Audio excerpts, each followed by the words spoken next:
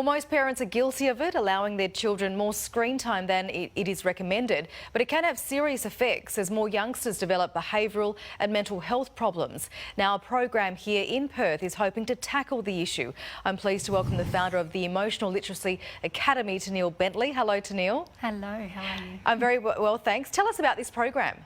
Yeah, so the Emotional Literacy and Mindfulness Academy for Kids is a globally unique program that's effectively using advanced emotional literacy skills and the science of mindfulness as well as the science of sound therapy. And we put all that together to create more peaceful solutions for the future generations and by unplugging a plugged-in generation. Okay, so the Academy caters for children 5 to 9 years old. What kind of issues have parents come to you about?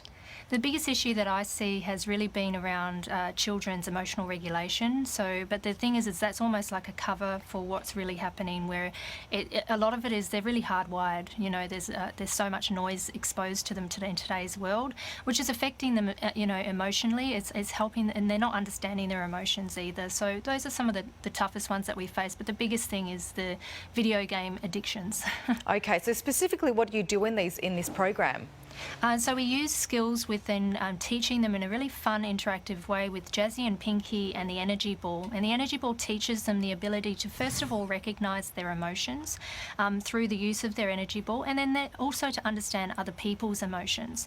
And so when they do this, they have the capacity and the ability to start to have awareness of themselves and of others, which starts to assist in the development of their emotional regulation, because it starts with understanding what's happening to me at an emotional level, and then compartmentalising that into categories of understanding how do I do that. And so we do that with the cartoons, we do that with interactive mindfulness games, breath work, so a number of key things that we apply. Okay, sure. So even the World Health Organization has stepped in, issuing its own screen time guidelines, 1 hour or less for kids 2 to 4. I mean, it seems to be a global problem here.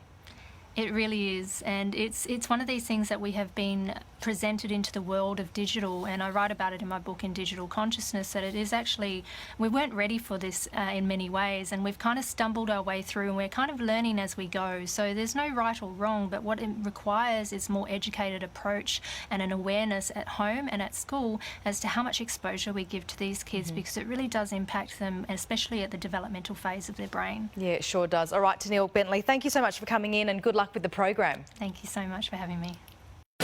Tracy, live at 4 o'clock.